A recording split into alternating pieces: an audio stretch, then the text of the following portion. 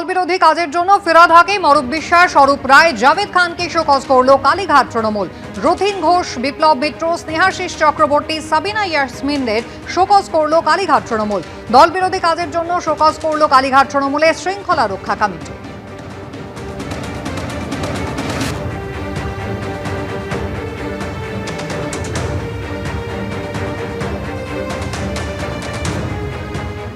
কিসের শো, কিসের cause?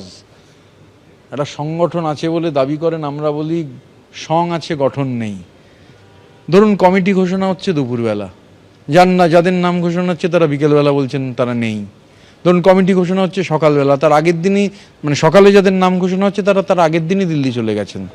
Committee যখন ঘোষণা হচ্ছে, যার নাম ঘোষণা হচ্ছে তিনি বিধানসভায় আমাদের ঘরে বসে আছেন, পদত্যাগ করছেন। আমাদের শুধু সাজেশন হচ্ছে যেসব কমিটি ঘোষণা ভালো, জেনে নিতে হবে। মানে যাদের নাম ঘোষণা করছেন তাদের সঙ্গে যদি একটু কথা বলে করেন, তাহলে আর এই বিড়ম্বনায় পড়তে হয় না আর কি। মানে যতই সব কাণ্ড ঘটছে বোঝা যাচ্ছে যে সং আছে, গঠন নেই। প্রতিদিন তা প্রমাণিত হচ্ছে। চিফ অ্যাডভাইজার হিসেবে ওনার কোনো সাজেশন আমাদের দিতে চান, আমরা সাজেশন গ্রহণ করব। চার্টার্ড অভিষেকের কোনো জায়গা নেই। আর আজকে দেখেছেন আমাদের যে কমিটি, অরূপ রায় মানে একজন বর্ষিয়ান রাজনীতিবিদ, প্রথম দিন তৃণমূল কংগ্রেস গঠনের সময় থেকে আছেন।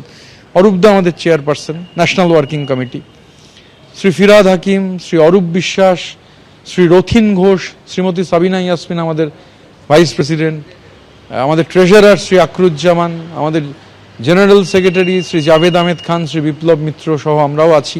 এটা একটা কালেকটিভ, ইন্ডিভিজুয়াল কাল্টের বিরুদ্ধে কালেকটিভের লড়াই। যা করব আমরা কালেকটিভলি করব। এখানে ব্যক্তিটা গুরুত্বপূর্ণ নয়।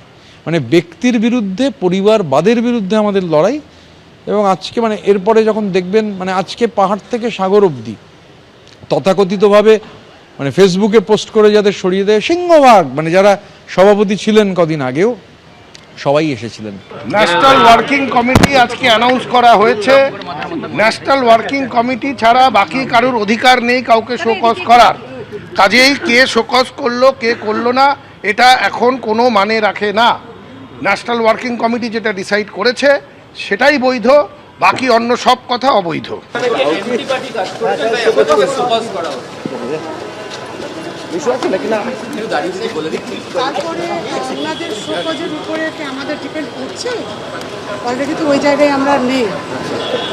তাদের লোকাল স্ট্যান্ডে নেই, আর আমরা তার উত্তর পরে দেবো।